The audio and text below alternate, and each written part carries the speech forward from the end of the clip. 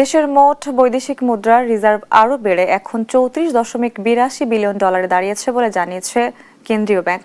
বুধবার বাংলাদেশ ব্যাংকের নির্বাহী পরিচালক ও মুখপাত্র আরিফ হোসেন খান এ তথ্য জানিয়েছেন।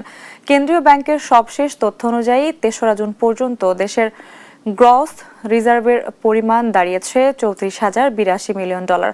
আর আন্তর্জাতিক মুদ্রা তহবিলের হিসাব পদ্ধতি BPM 6 অনুযায়ী রিজার্ভ দাঁড়িয়েছে 30,060 মিলিয়ন মার্কিন ডলার।